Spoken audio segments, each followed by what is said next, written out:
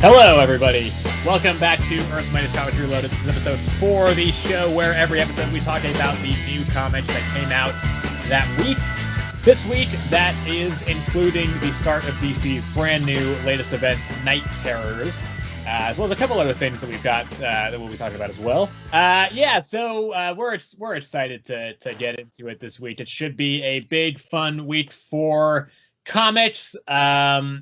Just a quick reminder as well to any new faces here. We are on Spotify as well, Earth's Mightiest Comics over there, same as the YouTube channel. And let's get into it, shall we? Why don't we do that? What did you think about the week of comics as a whole? This week, well, new event starting, obviously Night Terrors. Overall, I enjoyed it. I enjoyed what I've read this week. Yeah, I think it's better than last week for sure. Last week kind of sucked. Yeah. Last week did.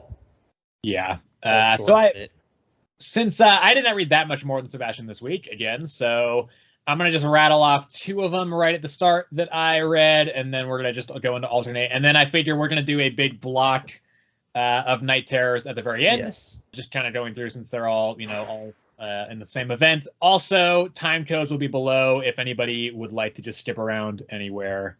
They can do that. So, to start off, I'm going to be talking about the last week I just kind of started wherever, but I'm figuring let's start with a good one this week. I'm going to start with Daredevil number 13.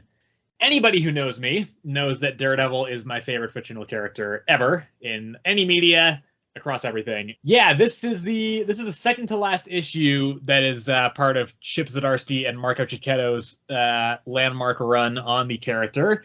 Next issue is the finale. Yeah, I think this is good. This whole series is great.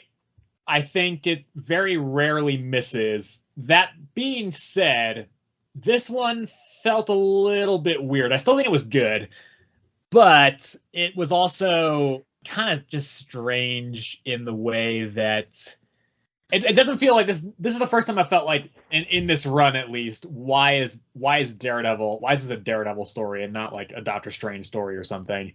Yeah. Because essentially, at the end of the last issue, Matt made Elektra kill him because it was part of some prophecy, and so he walked through like the gates of hell, and now he's in hell. He has a sick new white suit, which looks cool. I thought it looked really cool at the end of the last issue when it was revealed. I still think it looks cool, but I do prefer the red suit now after seeing this for the whole issue. And so he's just walking through hell trying to kill the beast, which is the thing that the Hand all worship. These are all meaningless terms if you don't know anything about Daredevil.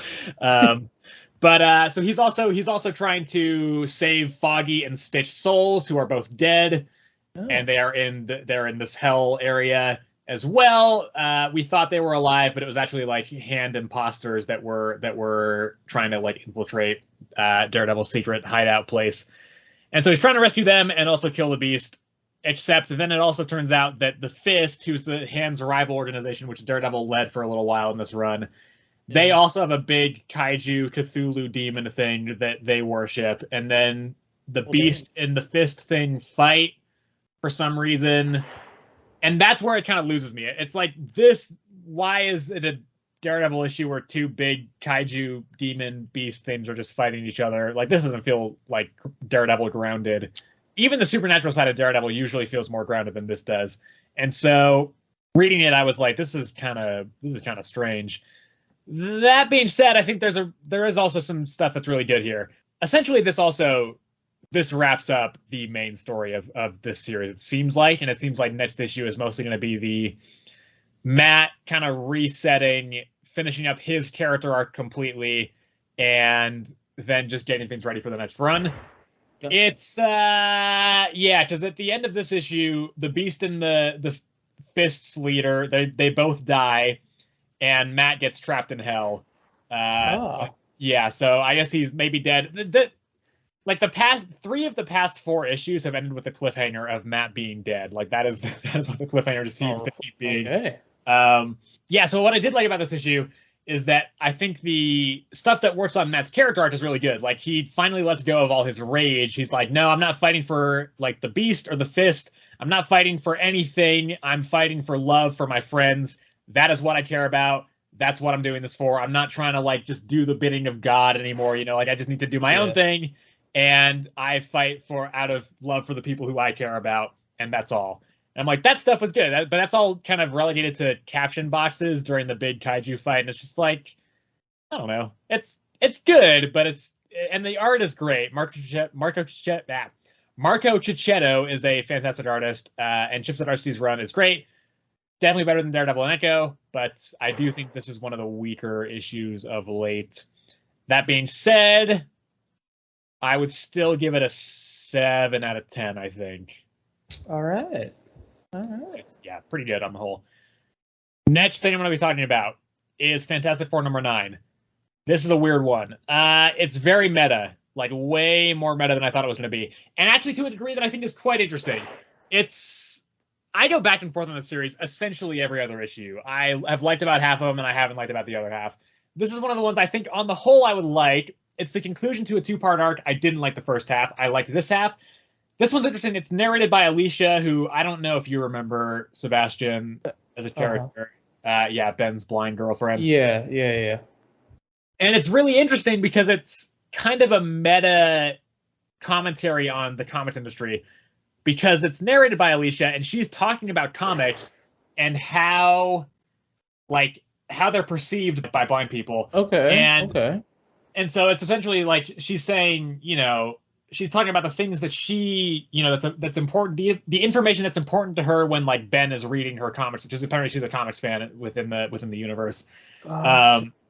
So it's interesting. It's showing that whole the industry through her perspective a little bit, and kind of juxtaposed against this big battle where Reed and Ben are mind controlled and trying to kill Sue, Alicia, and Johnny, and then Johnny eventually switches sides as well, and it's mind control as well.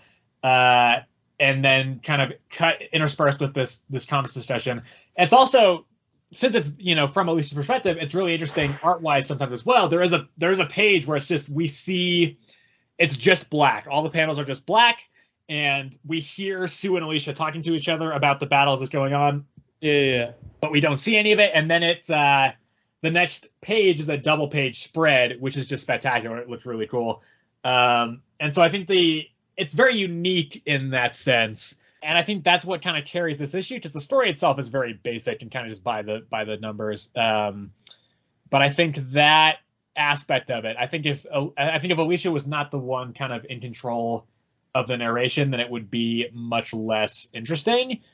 But I think that aspect on its own is actually enough to carry it to a 7 out of 10 for me as well. This one is pretty good. Yeah, the next 2 issues sound really interesting too. The next one is apparently it's like the Fantastic Four on this like dead spaceship, and it's like it looks like it's a kind of cosmic horror. Hulk spaceship. No, God no. And it looks like it's this like cosmic horror kind of issue where there's a lot of body horror stuff on the cover. The Fantastic Four look like they're turning into weird monsters. And then issue number 11 sounds really interesting as well. It's a one-shot story where Ben he wakes up and he's just falling down a big hole to the core of the earth. He just has to figure out how to get out of that situation. This house and a dog are falling through it too. It sounds really interesting. So I'm still cautiously, optimistically on board with the series, but I do think it's pretty inconsistent on the whole. Gotcha. And now we throw to you.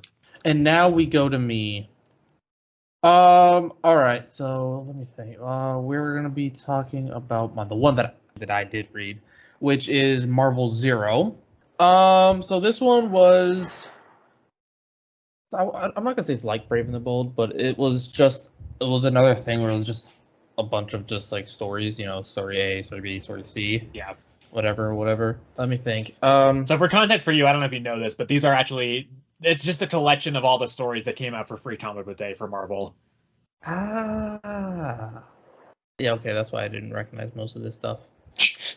No, I mean, hey, they like showed off a snippet of the oh god, I forgot what it's called. Ultimate Invasion. Yeah, they showed off a snippet of that. What else? There was a snippet. There was one story where these scientists found the symbiote, the Venom symbiote, and I don't remember if they turned it into a doll or if it turned into a doll. They made Flexo the Rubber Man, right? Yes, Flexo. Yeah. Yes. And yeah, there was that story where they were talking to somebody. I think it was a newspaper journalist, but he was doing it for comics. Huh. And they were telling him the story of how Flexo saved them, but then also completely ate this dude. It wasn't Ben Urich, was it?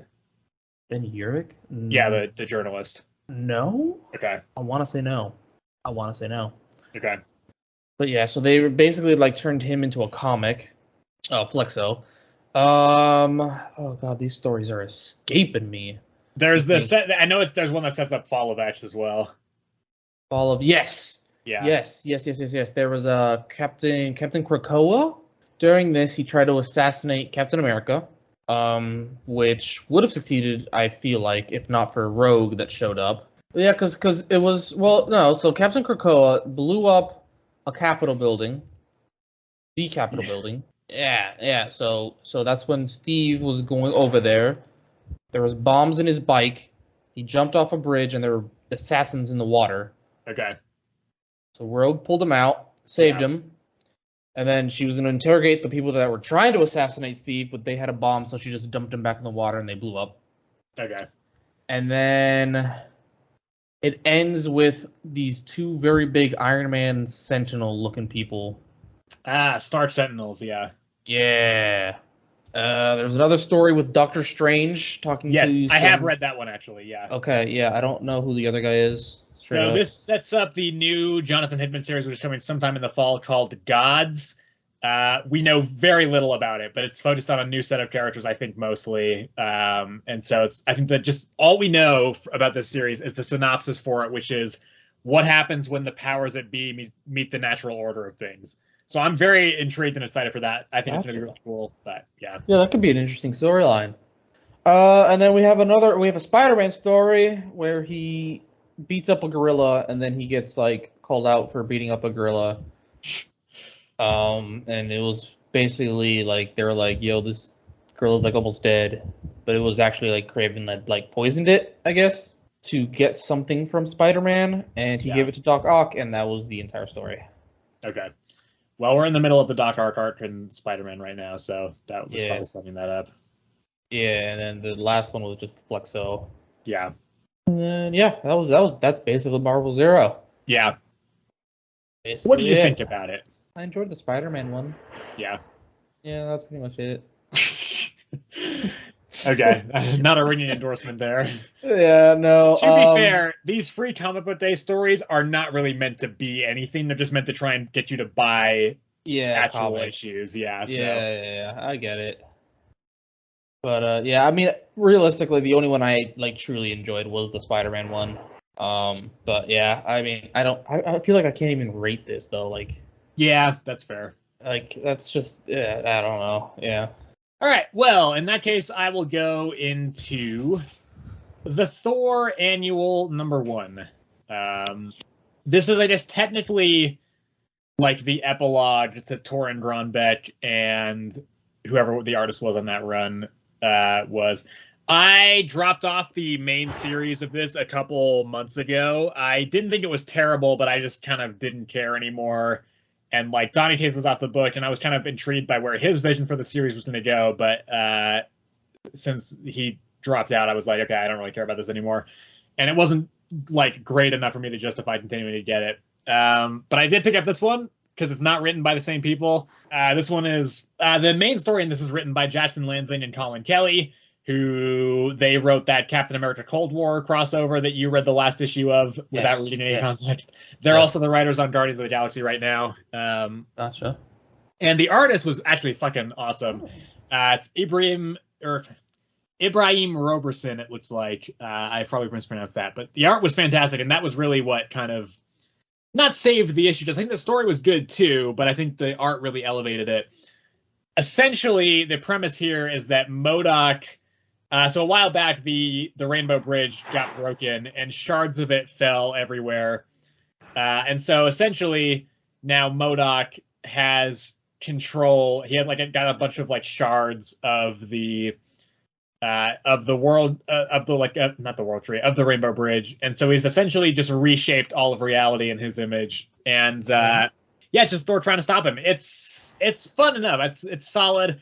Also, I might as well mention this now. If you can hear the construction noises in the background, there's construction by Sebastian. So sorry about that. Not much. Yeah, but it's good. It's solid.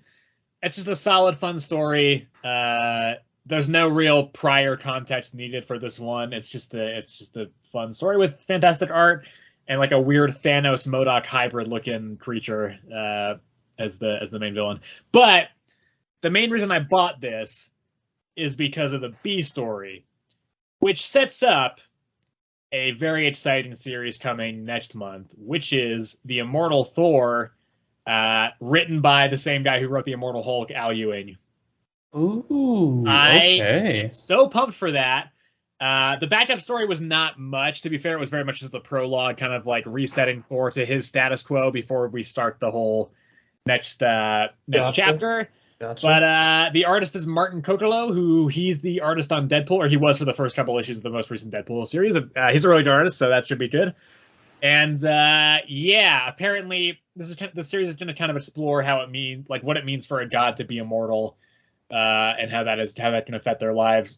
It's not going to go horror focused for sure. Thor would not really fit in that, I don't think. Yeah, I don't think so. This sounds like it'll be more kind of a sci-fi epic as opposed to and Al Ewing writes a lot of sci-fi stuff too, so it would check out. But that's what I'm excited for, really, from this is the promise of the Immortal Thor, because I am a big Al Ewing fan. He's one of my favorite writers currently working, and I think this could be really cool. So yeah, that's all right. That's my so I give this one an 8 out of 10. I think it's good. 8 out of 10. All right. Yeah, there we go. Pretty good. I probably have to read that one, honestly, because if you think it's that good, and for for Immortal Thor, so I'll just have to catch up on Thor then. You don't need to catch up on you don't need to read any of this series ahead of this. You can just read the annual, and even you probably don't have to read the annual if you want to just jump into Immortal Thor when that comes out. But all right, yeah. Well, I mean, would you recommend this series though? Like, is it good? It's fine. I think the start there's some really good stuff towards the start, but I think it becomes very muddled towards the back end because Torrin Grunbeck had to kind of come in at the last minute and finish the story that Donny Cates set up. Okay. And I feel like it just doesn't really go. I feel like where it goes is just not where I was looking for it to go. So I think the ending makes it not really worth reading. I didn't actually finish the series. Gotcha. I stopped with like 3 left, but yeah, I would not really recommend it that much. It's fine, but I don't think. All right. So the next one is gonna be I'll do the one that I made you read. Grimm. Okay. Grimm. What did you think? What did you think of this? I went on a complicated journey with this. So neither of us had actually been reading this before this week. So I read the first 5. Sebastian read the first 4. 4, yes. I went very back and forth on it. I really didn't like the first issue. The first issue, I was like, oh god, why did Sebastian make me read this? I didn't love issue 2 either. But I thought it was the premise. I started to see some premise there. Just essentially, it follows the story of Jessica Harrow, she is a Grim Reaper, and she's also able to interact with the living, which is not something that most people are able to do. Most Reapers are able to do. And she finds that out right at the right. She finds that out right at the start of the series, and things go from there. So that first issue, I was like, I'm not feeling it. But I think the second issue, it introduces the kind of primary antagonist for the first arc, which is something called the End. It's a big, scary skeleton dude. And that, I think, is more interesting. And then once we get into issues 3 and 4, when they go to Vegas, and 5 as well, the wrap up to the arc, then I actually started liking it quite a bit. But I think on the whole, my problem with this series so far is I do not find any of the characters interesting, any of the main characters interesting. The core 3, the trio that kind of makes up the main 3 guys, I do not care about them at all. I don't particularly like any of them. I think the villain, the kind of main antagonist, Adira, is that her name? Adira, yes. Yeah, I think she's kind of interesting. And the End is interesting. I think Death, when he eventually shows up, is interesting as well. But the main trio, I don't care about. And I think that's where I'm struggling with this series a little bit. Interesting. See, okay. The other two I don't really care for as much. Yeah. But her I find interesting because I am intrigued with her, like with her whole story too. Like why is she the only one that doesn't know like her death? Okay. Why about like, that? Clearly, she died in childbirth, right? See, but I don't. That's got me thinking, right? I don't think she ever actually died. I think she was like born a Reaper. Okay. You know what? Actually, I'm not going to say anything. I think issue 5 actually reveals what happened to her. Oh, okay. Well, yeah. So that was my hypothesis right now. But yeah, just like her whole like, why doesn't she know anything, and why she can activate Death Scythe as well. I know the answer to that now as well. Yeah. Okay, yeah, you already know that one. Yeah. But yeah, I just think it's like super interesting. But like I'm into that like super mystery stuff. Yeah. So yeah. But like yeah, like you said, like the other two I couldn't really care for. Yeah. I think the villain Adira I'm curious as to what she's exactly planning. Yeah, I'm more interested to know like why does her are her motivations what they are? Because she just seems to essentially just want to rebuild the afterlife or like completely destroy the afterlife, and I just rebuild it or something. Mm-hmm. So I'm curious about that. But yeah, I actually quite enjoyed this little comic. I will say I think the art is great. I think it's Flaviano is the artist. I think the art looks really good. Yeah, I thought it was okay, but I don't think I'll be continuing with this series again unless Sebastian makes me read the next couple. As we go when the next week that Grim comes out shows up. Yeah. I'll continue going, and if I think it's really good, I'll make you read it. Yeah. I think on the whole, covering all the first 5 issues, I'd probably go for a 7.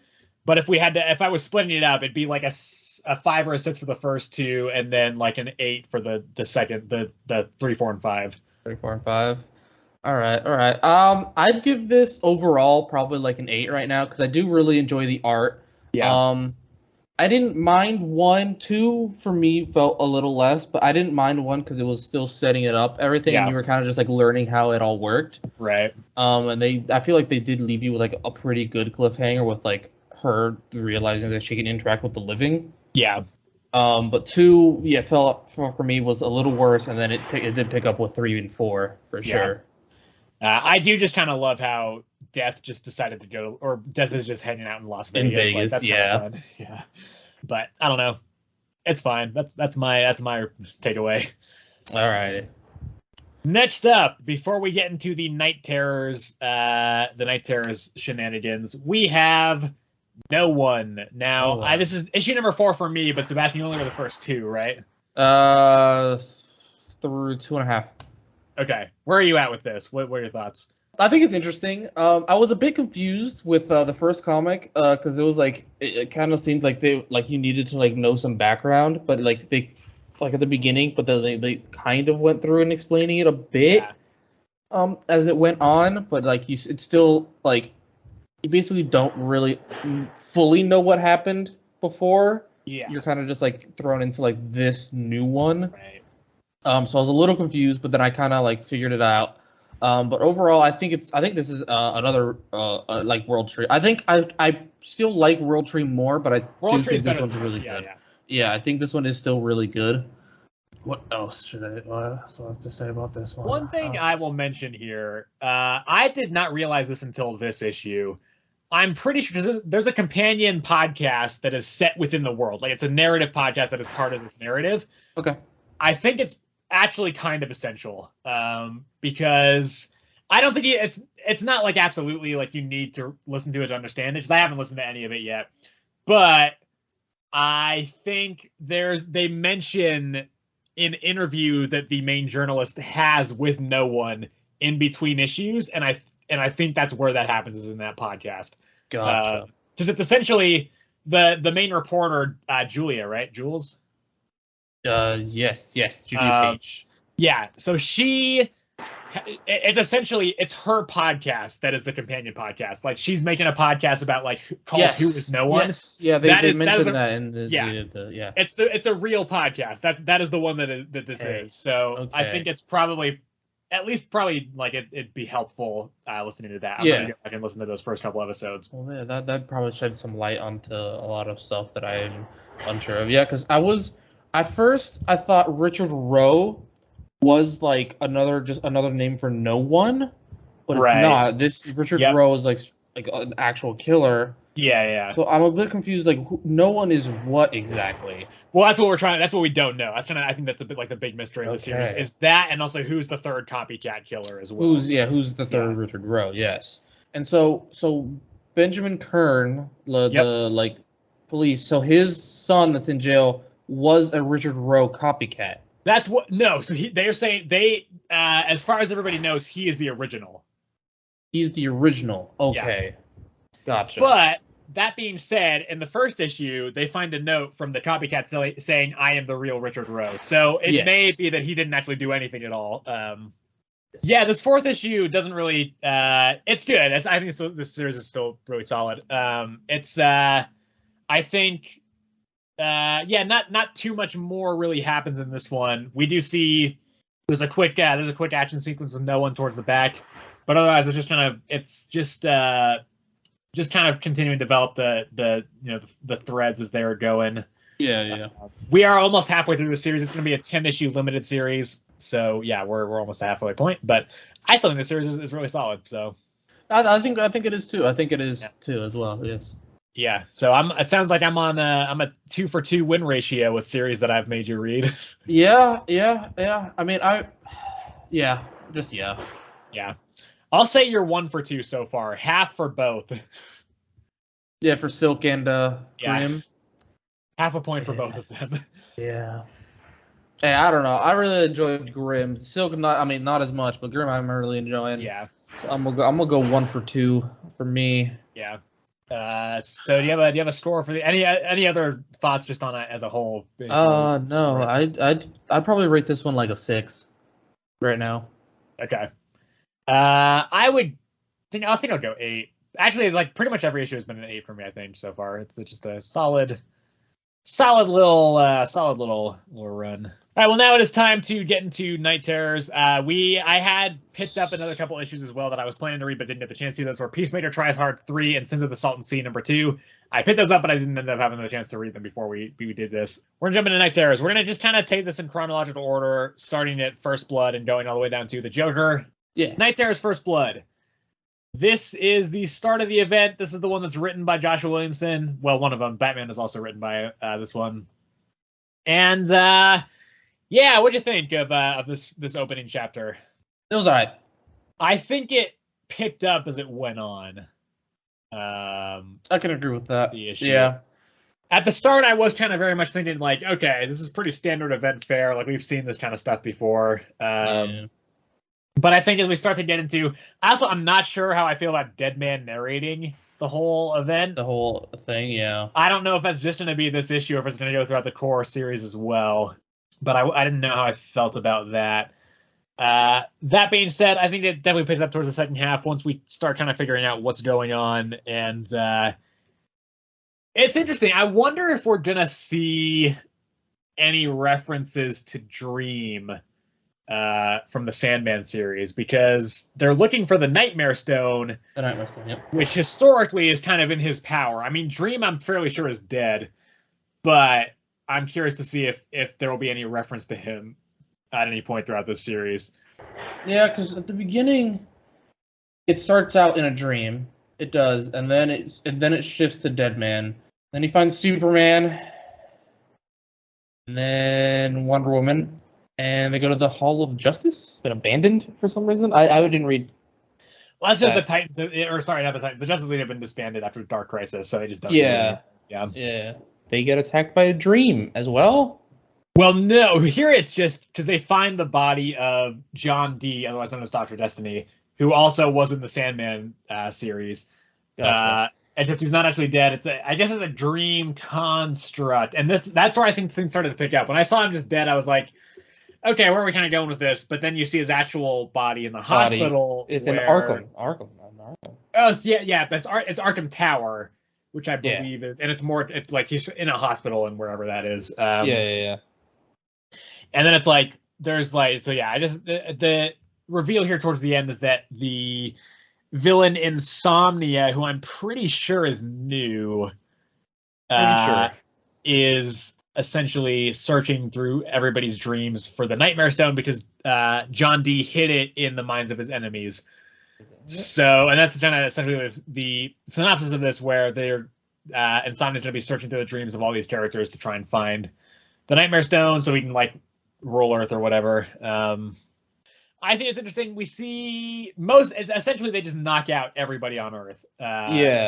With this sleep gas, Bruce is able to hold it off for a little bit, but he gets like actually physically knocked out, and so they were just in the dreams of everybody. I think the exception is Zatanna is still up, and also we find out later Damien is as well. So I think those two are going to be kind of instrumental in fixing this. But I will say I liked this first issue. I think it was good.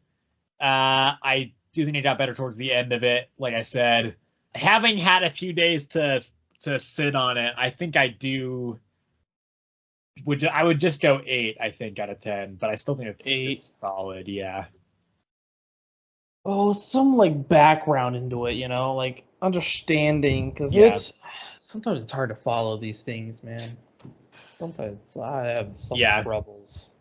But yeah, it's like you said, like he puts everybody to sleep, searches through the dreams. I kind of figured that out as well. Like, like Night Terror is like Batman is literally just Batman's dream. Yeah, right. That's what it is. That's all it is. Yeah. And so, so once I figured that out, it makes more sense this first one. Yeah. But yeah, I mean, I think we'll have to see where this goes. But so far, I don't hate it. I don't hate it. I think this could be really interesting. I think conceptually, it's cool because we can see, like, I think actually this is one of the rare events where I feel like the tie-ins might really shine, since we can see how it affects each character individually like this and what their personal nightmares are. I think that could be really interesting. We'll talk about some of that later, because there's one in particular that's very funny, how that plays out. Do you have a rating for this first one? Okay, we're rating individual ones. All right. Yeah, I think I'm going to. I think they're separate and distinct enough that I feel like we can do that. I'd probably give this first one probably like a 6. Okay. Old 6. So the same, you like this exactly the same as you like to know one. I liked it enough, yeah. Okay. All right. Moving on to Batman. This is the only one that felt kind of consequential to the arc as a whole. For a couple of reasons. First of all, Insomnia is in this one. He's not in the rest of them. Yes, he is. And also this has a backup story where we find out some stuff with Damien. Yes. Yeah, I think this is also pretty solid. It's not stuff that we really haven't seen before. Because there's a lot of like, Bruce, your parents are dead and everyone who loves you is gonna die. And it's like, it's, that's fairly standard fare. But I think it's written well enough, and I think the art really works here. I think it's, it's nice and creepy and weird, and you get weird like actual dream stuff. Like, and that's the other thing I want to do with this series. We can rate them by quality, but I also want to rate them by, do you believe this is actually a dream that this character would have? Like, is it weird enough to be a dream, and is it a dream that would be specific to this character? So, like, I think for this one it works. I think like on the dream rating, I think I can definitely see weird stuff like this happening. Like, there's a point where, like, a weird bat comes out of Bruce's throat and its head is a gun. And it's like, that's a weird kind of thing you would experience in a dream. Yeah. And like he goes inside, like he touches a cinema screen and it pulls him inside into this weird world. So I think that one works on this level. I think that is important for something like this, is making it unique to the character that is the focus of this of the tie-in. And also making it really feel like a dream and not just like a normal story. Yeah. And I think this one works on that front. Yes. This one definitely made it seem like a dream. There's probably, I would say, like 2 more that would make it seem like not a dream. There's only 2 that I would feel like are not make it seem like a dream. But this one for sure. This one was creepy because at some point he also became like Joe Chill himself. Yeah, right. And was like, and shot his That's parents. right at the end, right? Yeah. So, but yeah, I enjoyed this one. This one was good. I think, and then also the backup story we find, because in the free comic book day for DC, there was a Night Terror's prologue story where Damien had a nightmare, woke up, and so I guess this is kind of the aftermath of that, where he's like, okay, something weird happened. I need to just make sure I can train myself to not sleep. So when the whole knockout gas thing happens, he's still up and able to function, and so presumably that will come back in a meaningful way somewhere around the halfpoint way of the series, according to the to be continued. Yeah, I mean, that they changed the art style for that one too. Yes, yeah, it is a different artist on that. What'd you rate this one? 7. I'll go 8. I think I like this about roughly as much as I liked the first one. Yeah, gotcha. However, this event is not all good stuff. Next up is Night Terror's Black Adam #1. Black Adam. Yeah, this one was not great, I don't think. I agree with you. Yeah, also, like, this one in particular, I feel suffered from, like, why is Black Adam the main character here?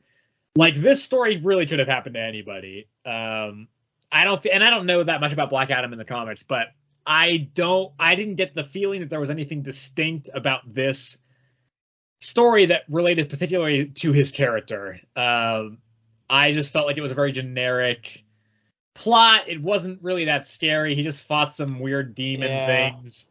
There was a weird talking cat. That was like the only weird dream element. There was a cat whose name was Bast as well. Yeah. I don't know. Batman shows up right at the end. We don't know if that's a dream of Batman or if it's actually just Batman. Yeah, we don't know yet. Yeah, it just ends with Batman. That one was boring, that one, honestly. Yeah, he just has to fight his way through like weird towers or something. I don't know. It's just so generic and bland, and the art was fine, but not that great. This one is just a nothing issue. It had some cool variant covers, I guess, but on its own was just real shit. Maybe not shit, but I just think it was just very mid.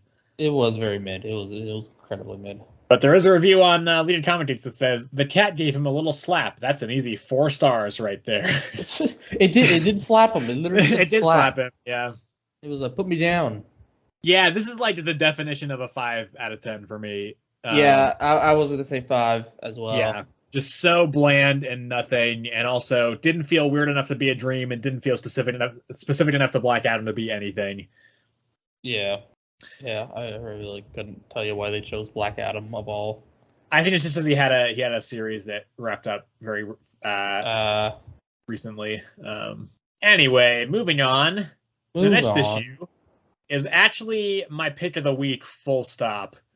Oh, yeah, I really enjoyed this one, too. Night Terror's Poison Ivy. Really enjoyed this one. Really great, yeah. It is kind of spinning out of the Poison Ivy ongoing series, but it's very much also, like, you can still read this without having read that. The Poison Ivy series that's ongoing is also great. Yeah, so this one's written by G. Willow Wilson, who is a writer I'm a big fan of. She has essentially co-created Miss Marvel. Kamala, yeah. I don't know. Kamala might have had like one appearance in another book before then, but like G. Willow Wilson co-created Kamala like as we know her. Really cool. This is also probably, I think, the scariest of the bunch, I think, as well. I was gonna say for sure this one was definitely the creepiest of all of them. Yeah. That we've read so far. Yeah, and I think also, yeah, go ahead. No, 100%. That's it. Yeah, I think also the premise here is really interesting because it would be so easy to just go, Poison Ivy's nightmare is a world where there's like no plants and global warming has just killed everything. But the way they take it as a different angle, I think it speaks to a deeper fear of Pam's, where I think it's just the deep fear of living in Barbie land. Well, there's that, but I think it's also the fear that her relationship with Harley will come with severe sacrifices for one or both of them, in the sense that she may have to like go and live in this weird suburbia hell for Pam, and that'd be a compromise for her that she would not be happy with. But if that's what Harley wants, then Pam also would not want for Harley to have to sacrifice that. And so it's the fear that either one of them will have to significantly compromise some dream or goal or thing of theirs to be with one another, or they would just not be able to work at all. And I think that angle on her fear is really interesting. And I think it's a much more nuanced and kind of deep way to take this series than just it's Earth, but there are no plans and Batman wants to kill her. Then as we go farther into it, it just gets creepier and creepier, and the art, like the faces on these guys, just keeps getting more and more demented. It really, oh my gosh, dude! Like they're having a barbecue with these weird versions of Batman and Catwoman. Yes. But then like weird like mac and cheese looking goop just starts coming out. I related it more to like honey, dude. Okay, yeah. It looks a bit like honey. Yeah, it's really weird and creepy, and also this is where some stuff also needs to get really interesting. Not Pam, Janet, she's a supporting character in the ongoing, somehow also gets sucked into Pam's nightmare, and I don't know how. It is interesting to think that there are characters who can share nightmares in this, even though it's like not. It's only a nightmare for one of them. At first, I actually thought that maybe like it was really Harley. It definitely is not. By the end of this, you can tell it's very much not. But it's also interesting because Pam seems to end up falling under the spell of all these people.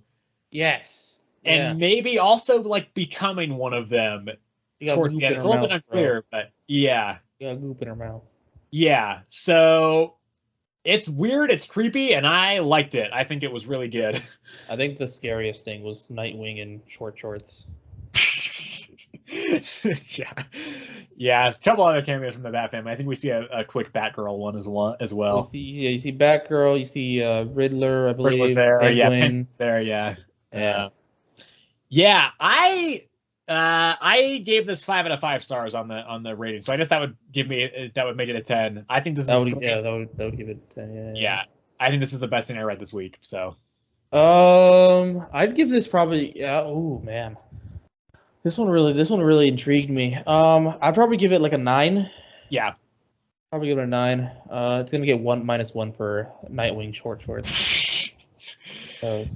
Any closing thoughts you have? I know I kind of was just rambling on there for a while. Oh no, you're good. I think the freakiest part for me is the very last page where it's just they're all like surrounded Janet from HR. Yep. And you just see like even the sun, which I assume is what that is, in the background also has the same like super smiling face, and it's just super creepy. And Selena's pregnant too, right? Yes. Okay, she's definitely pregnant. Yeah, it's cool. I dug it. If you like this, you should probably check out the Poison Ivy ongoing because it's also good. All right, yeah. Particularly the first 6 issues, and like it was meant to be a miniseries that was just going to be 6 issues, but it was so popular and there was like the sales on it were so good that they just extended it to an ongoing. So yeah, it's a good series, and this is good so far. The next one is Night Terror's Ravager. Where are you on this one? I think this one is not as boring as Black Adam's. I agree. Yeah. But it's still, this one's also just is one that didn't feel like a dream. Yeah, maybe. This one is a little bit weird because I don't know whose dream this was or what is going on or why there's 2 roses. Why there's 2 roses? There is what else? This what is it? The Murder Man. The Murder Man. That's clearly Slade, right? Supposedly, that has to be. She says it's her dad. Yeah. But then I feel like it's also Insomnia because he like can travel through people's blood to like other dreams. See, no. So what I took that as the Murder Man can like possess people by getting into their blood. Okay. I think that's what I took that as. Because Insomnia doesn't need to do that. Insomnia, like, if they're dreaming, Insomnia can get in. If they're asleep, rather. Gotcha. So her what's her nightmare specifically then? Well, that's the thing, because I'm not even sure whose nightmare we're in. We might be in Young Roses, or we might be in normal Ravager Roses. Well, I'm assuming it's normal Ravager Rose, because at the end of the comic, you see she's sleeping. That's true. Yeah. Yeah, I don't know. I don't know why. Maybe it's like she's afraid of her dad. I don't know where Ravager or Deathstroke are at in comics these days. Yeah. But maybe it's like she's afraid of her dad, and so it's this version where her younger self is being hunted by him is like her worst fear or something. Maybe. Gotcha. Yeah. I liked this though. I thought it was good. No, yeah, I didn't think it was bad. It was like it had an interesting enough story behind it. So like you're just like, like this is a very different dream from what everybody else is having. Right. And I think the art is also solid. I think it's better than the Black Adam one, at least. Yeah, for sure, 100%. The creepy demon designs are not bad.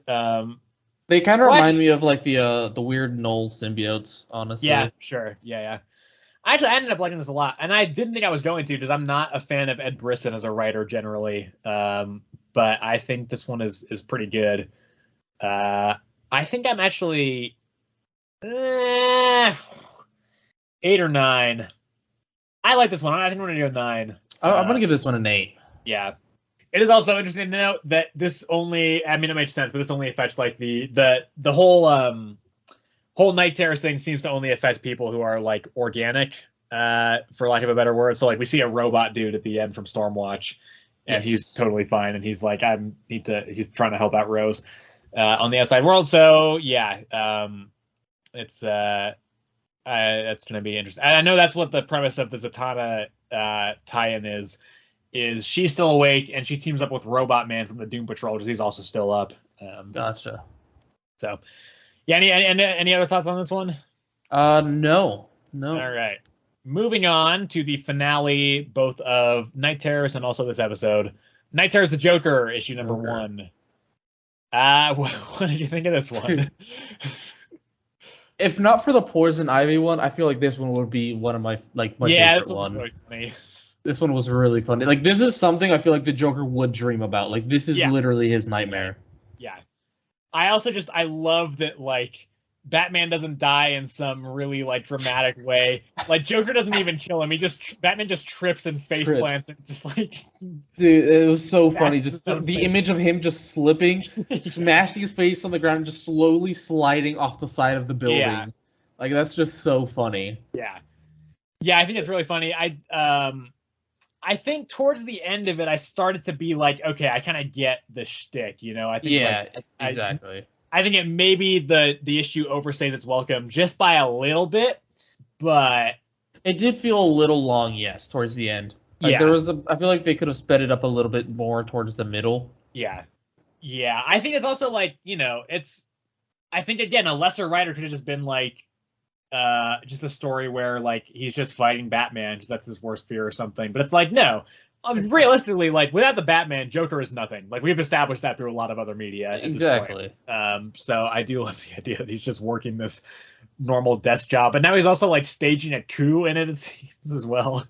Is he staging a coup? I don't even know. Well, he's, like, taking over the thing now, right? Essentially, he's, like, worked his way up and he's now, like, the head. No, he got promoted, so he took the person's job that he just killed. Right. And so... past that, I don't think he got promoted anymore. Yeah. I don't know. Also, I do love that, like, after Batman dies, it's just like, whatever, I'm just going to watch The Real Housewives, and then his henchman is just like, dude, I don't know what the fuck you're doing. I'm out. Like, I didn't sign up for this. Yeah, like, it's just funny how depressed, like, how quickly he got, like, so sad. Like, how, like literally robbing the boat full of uranium, he was just like, yeah, like, there's no challenge to this. It's just boring. Yeah. To me. Although Batman is also probably still back, maybe, or another version of him. Yeah. At the end of it, supposedly there is another Batman, but you could that is also in his closet a very dead Batman. Right. I mean, that's also like a very dream thing to just be like, yeah, this guy died, but actually there's another one of him, and he's right here. Exactly. Yeah. But yeah, I like this. I'm actually gonna amend my previous one for Ravager. I'm gonna do that in 8 because I think I'm also putting this at 8, and I don't think this is worse than Ravager. So Yeah, gotcha. Yeah, yeah, gotcha. Yeah, I'd probably give this one. I gave Ravager 8. yeah, I'd probably give this one an 8.5 yeah, because I gave Poison Ivy a 9. yeah. Right. Yeah. I'm surprised that Poison Ivy was your favorite. I thought that that one of the others would have been. No, I really yeah. enjoyed the Poison Ivy one. I just liked, Yeah. like you said, like it was super creepy and it felt like a dream. Like Yeah. Joker's definitely did as well, but it was more of the fact like Poison Ivy's how creepy her like nightmare is. For Joker's nightmare, it's super obvious of what his nightmare is. Right. You know. Yeah. Yeah, I do like though that they didn't just try to go full horror for everything. Like I think the Joker's being a full comedy works really well. Yeah. All right, any closing thoughts on that before we wrap up the show? Overall, this we should talk about that event. Overall, so far, I've enjoyed it. Yeah. We'll see how next week's go. How many have we got next week? 6 again. 6? Yeah, I think on the whole, I think there's potential for this to be really interesting. It's early days, but I think this is a rare event where I think the tie-ins, some of the tie-ins could actually really like outdo the main event in terms of, you get the creators of these series that are already good to just do these 2-off what if nightmare scenarios they. At this point, like Matthew Rosenberg, he knows the Joker really well. G. Willow Wilson has been writing Poison Ivy for over a year now. Like, these guys know what they're doing when it comes to these characters. So I think getting them on it and making them have their, having them draw their nightmare scenario or write and draw their nightmare scenarios is really interesting concept. And I think it could work really well. I just don't know where what the main event is going to end up being like. Yeah. All right. Well, in that case, we will wrap it up here. Thank you all for watching or listening. Next week, a couple interesting things. Again, Night Terrors continues. A couple times there. We also have the 25th issue of Moon Knight, which is going to be an extra size spectacular. It's going to be like 96 pages at $10. Then we also have more Death of the Venomverse stuff is starting up with Web of Carnage #1. Also, we have we'll see how this one goes. The Death of Miss Marvel is next week. Yes. The one shot. And then also we have a new series from Mark Waid coming out. World's Finest Teen Titans #1, spinning out of the original World's Finest or the current World's Finest series. I don't know if I'm going to be reading that one, actually, and I won't be reading Web of Carnage. But it should be. I don't know if it'll be as good as this week, but it should be some interesting stuff for us to talk about, regardless. Yeah. Any closing thoughts for you on the next week stuff? Anything else you want to shout out? We may talk about. Should I read Loki? First issue wasn't bad. All right. Well, I have a what if thing. Yeah, I'm not planning on picking that up, but we'll see. Anyway, yeah, thanks for watching, listening. You can like, subscribe, and leave a comment on the YouTube video side of things. What you thought about this week's comics and what you are excited for next week. How do you think Night Terrors is going so far? Are you event fatigued out? Because I know a lot of people are, and that's totally fair. There's a lot of these things coming out. There's a lot. And if you are on Spotify, hello, thank you for being on Spotify. That's very cool of you. It would also be cool of you if you were on YouTube as well, to be fair. Like, it's cool of you wherever you are.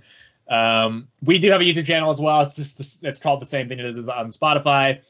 If you want to get in contact with us through Spotify, best way to do that is probably our email address, which we have not been plugging for a while, but it's earthsmightiestcomicspod@gmail.com. All one word, no apostrophe in the word Earths. And you can message us there. Any thoughts on the comics of the week or next week or any of that stuff? And we'll be back next week for more stuff. We will see you next time.